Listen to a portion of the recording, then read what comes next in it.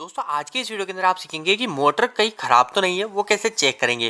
दोस्तों इस वीडियो के बाद में आप गारंटी है आप मोटर को चेक करना सीख जाओगे। तो दोस्तों इस पे समझने से आपका बहुत ही अच्छे डाउट क्लियर हो जाएंगे। फिर बाद में आप मल्टीमीटर से मोटर पे भी चेक करेंगे ताकि आपके जितने भी डाउट है बिल्कुल कॉन्सेप्ट क्लियर हो जाए। मोटर के अंदर 3 स्टेप होती है चेक करने की। सबसे पहली जो हम मोटर को चेक करते हैं वो करते हैं हम बॉडी अर्थ चेक करते हैं मोटर का।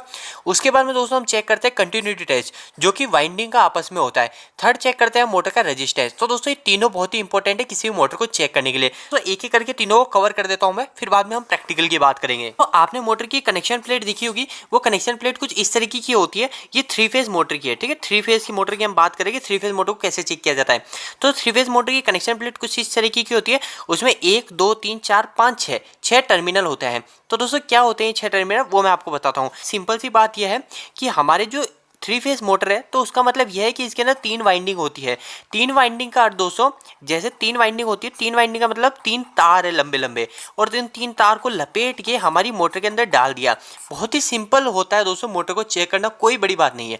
यानी सिंपल सी बात है, एक तार हमारी मोटर के अंदर गया, जैसे आपको ये 6 तार दिख रहे हैं ना, ये इधर के 3 को अलग मानो, यानी इस साइड के 3 को अलग मानो, इस साइड के 3 को अलग मानो। अब जैसे मैंने आपको बताया 6 तार होते हैं, तो 3 तार हमारी मोटर के अंदर जाते हैं और वो 3 तार घूम के वापस से हमारी दूसरी साइड आके लग जाते हैं। जैसे यानी ये तार हमारी मोटर के अंदर गया और वो पूरा राउंड राउंड होके यहाँ पे आके लग गया, ये तार पूरा अंदर घूम के यहाँ पे आके लग गया, और ये तार यहाँ पे घूम के यहाँ पे आके लग गया। इसको वाइंडिंग बोलते हैं, यानी जो तार घूम के आता है ना अंदर से, उसको वाइंडिंग बोलते हैं। होता वो एक तार ही है लंबा। तो दोस्तों अगर मोटर आपकी नहीं चल रही है और आपको टेस्ट करना है तो आपको क्या करना है, वो स्टेप बाय स्टेप आप देखिए और उसी तरीके से कीजिएगा। तो दोस्तों सबसे पहले आपको करना है बॉडी अर्थ टेस्ट।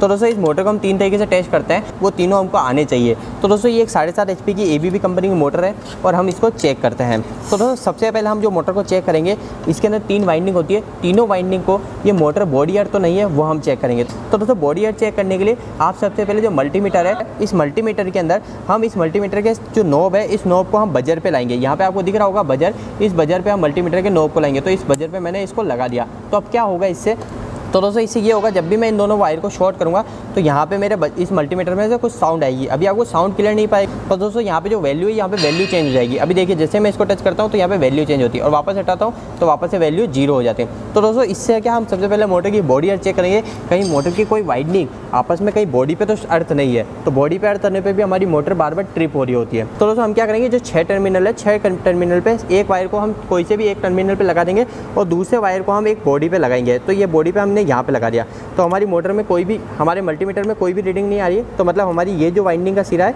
ये टर्मिनल बॉडी अर्थ नहीं है। इसके अलावा दूसरा देखेंगे तो दूसरा भी कोई रीडिंग नहीं आ रही, तो हमारा ये भी सिरा सही है। तीसरे पे लगाएंगे, ये भी सही है। चौथा लगाएंगे, ये भी सही है, ये भी सही है और ये भी सही है। यानी हमको एक पे 2-2 सेकंड लगा के रखना है। अभी देखिए जैसे मैं यहाँ पे बॉडी पे लगाता हूँ तो ये आपस में कंटिन्यूटी शॉर्ट बताएगा।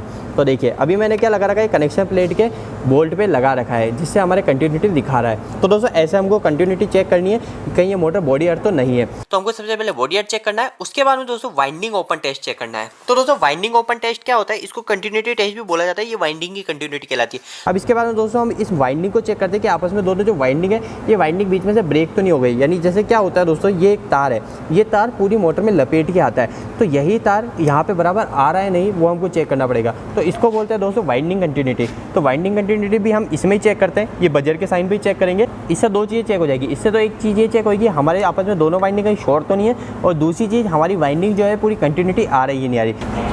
तो दोस्तों अभी हम सबसे पहले किसी भी एक टर्मिनल पे लगाएंगे और इसके आगे के जो टर्मिनल है इस पे एक पे लगाएंगे। तो देखिए अभी दोस्तों मल्टीमीटर में कोई भी रीडिंग नहीं आ रही, तो मतलब ये सिरा और ये सिरा आपस में भिड़ा हुआ नहीं है। इसमें से एक सिरा भिड़ा हुआ रहना चाहिए। देखिए इसमें दिखा रहा है, तो मतलब ये वाइंडिंग और ये वाइंडिंग सेम है। ये वाइंडिंग का पहला सिरा और ये वाइंडिंग का दूसरा सिरा है। इसके अलावा दोस्तों तीसरे पे चेक करेंगे तो तीसरे पे भी नहीं दिखा रहा है, मतलब हमारी ये वाइंडिंग दोनों एक है। इसके अलावा दोस्तों अब दूसरे पे मल्टीमीटर की नोब को लगाया, अब इस पे लगा के चेक करते हैं। तो दोस्तों हमारी कोई रीडिंग नहीं आ रही है। इस पे लगाया तो भी नहीं आनी चाहिए, क्योंकि ये दोनों वाइंडिंग एक है। अब ये इसके साथ आनी चाहिए, तो ये आ चुकी है और ये वाइंडिंग में हमारी बिल्कुल सही है।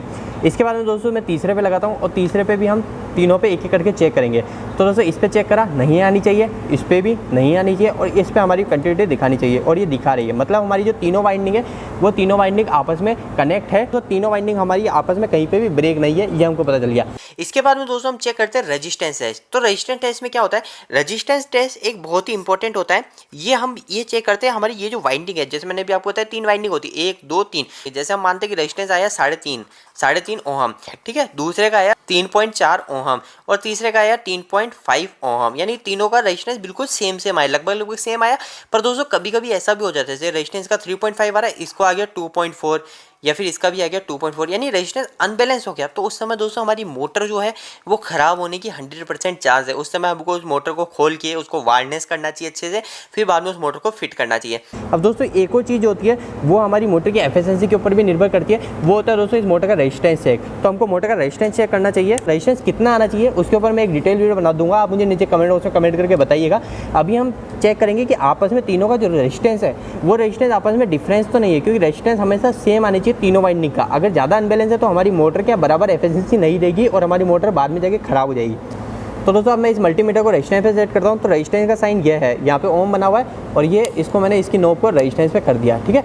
रेजिस्टेंस पे करने के बाद दोस्तों अब मैं इसको रेजिस्टेंस मोटर का चेक करूँगा। तो यहाँ पे मैंने सबसे पहली वाइंडिंग पर इधर लगाया और वाइंडिंग के दूसरे सिरे पर मैंने लगाया। तो यहाँ पर जो रेजिस्टेंस आ रहा है वो आ रहा है दोस्तों,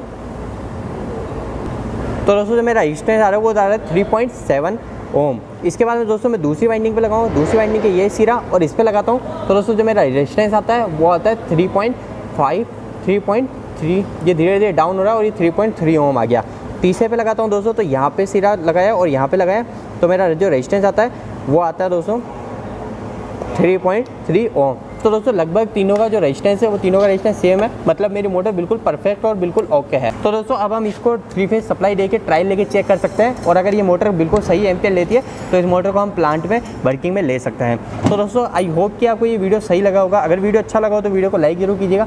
अगर आपका कोई भी सवाल इस वीडियो के प्रति रह गया हो तो आप मुझे नीचे कमेंट बॉक्स में कमेंट करके पूछ सकते हैं। अगर आपको मल्टीमीटर के ऊपर डिटेल वीडियो चाहिए तो कि मल्टीमीटर कैसे काम करता है, इसका क्या क्या फंक्शन है, तो मुझे कमेंट बॉक्स में कमेंट करके बताइएगा, मैं इसके ऊपर एक डिटेल वीडियो बना दूंगा।